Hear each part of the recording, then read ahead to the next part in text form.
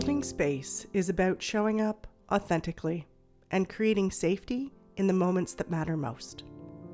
From parenting littles to navigating friendships and partnerships, I reframe tantrums, conflicts, and messy feelings as invitations to connection.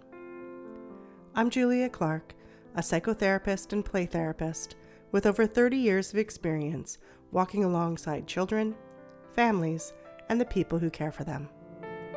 Each episode explores the building blocks of emotional literacy, co-regulation, and boundaries, while honoring the intergenerational stories we carry within. Blending science with lived wisdom, I believe growth is playful, healing is possible, and we are all learning together.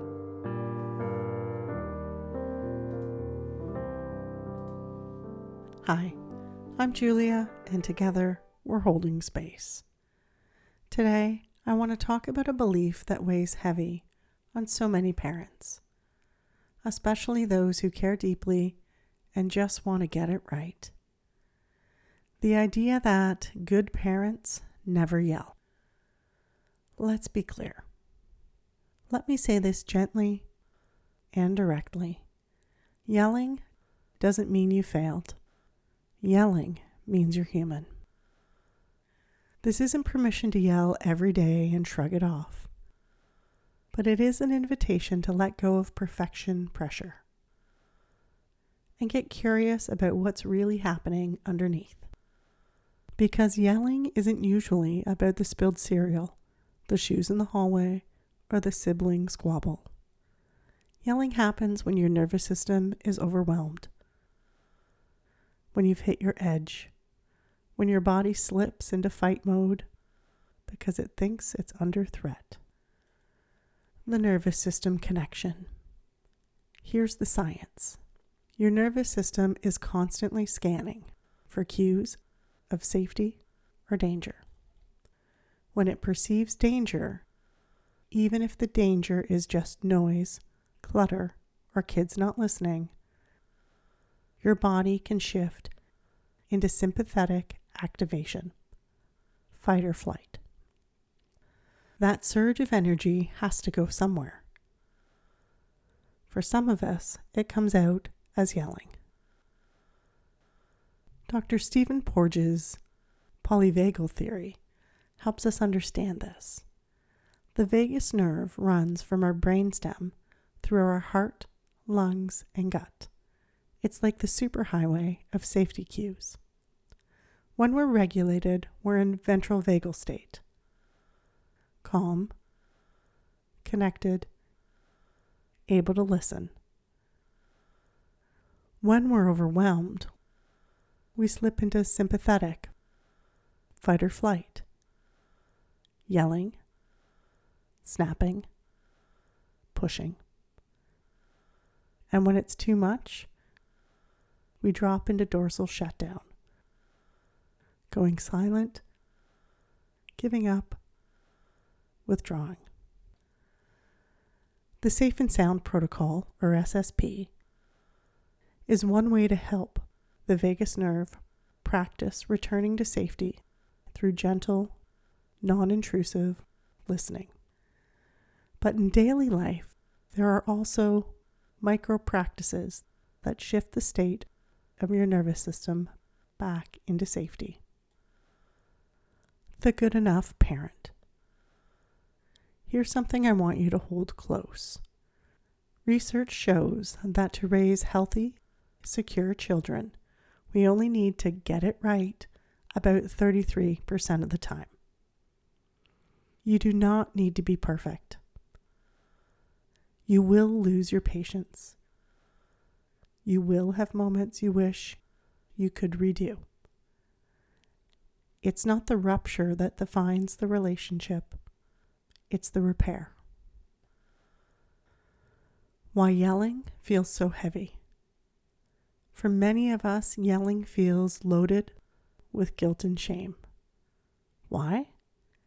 Because we were raised in homes where yelling wasn't followed by repair. Many of you may have been told, "You made me yell," or sent away until you could be nice. Or maybe the yelling was followed by silence. No conversation, no repair, no warmth. So now, when you yell, your nervous system not only reacts in the moment, it carries the weight of your childhood story too. What this looks like in action. Your child ignores you for the 4th time, and you snap. Just listen for once. Their eyes widen. You feel awful. Shame floods in. Instead of spiraling into self-attack, you pause.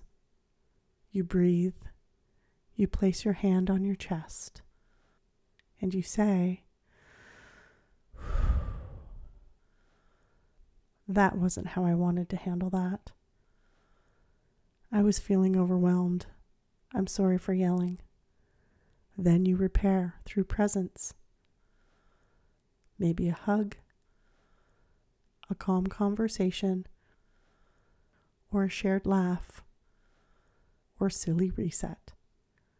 The repair teaches more than the yelling ever could.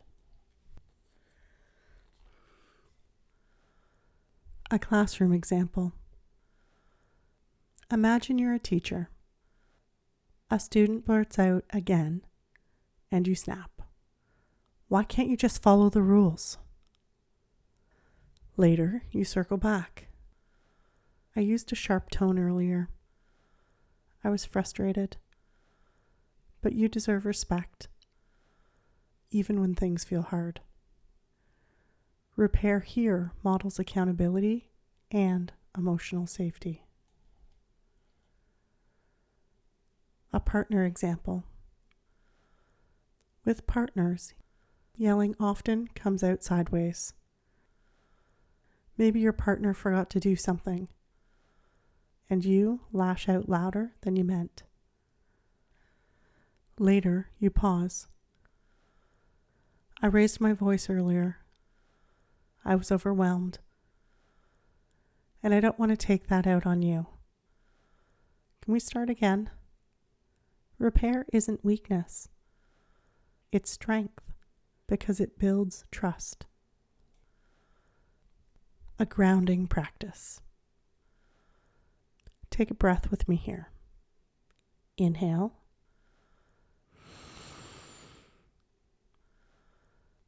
Exhale.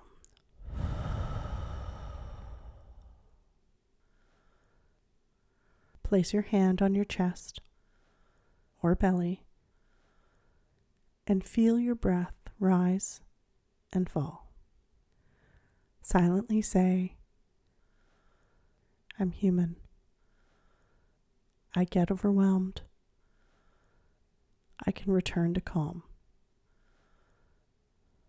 This small act interrupts the guilt spiral and anchors your nervous system back towards ventral vagal safety. Think of a recent moment when you yelled or lost your patience,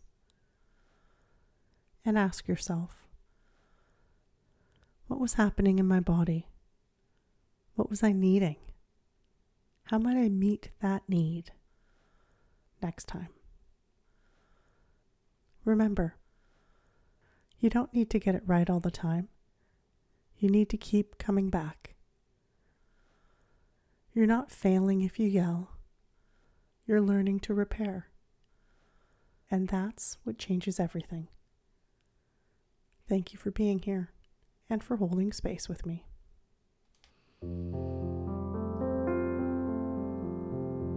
If the content of this podcast really resonated with you and you'd like to go even deeper, I'd love to invite you to step into this work more fully. Beyond the podcast, there are many ways that we can connect. Individual therapy for your child, parent coaching or support for yourself, and deeper IM sessions that explore intergenerational patterns. Additionally, I also offer webinar workshops and weekend retreats for parents, classes, intensive trainings and supervision for therapists, and large group presentations for educators or school presentations. Each are designed to help us hold space for the next generation of children in safe, attuned, and meaningful ways. You can learn more and explore what fits best for you at clarity.family.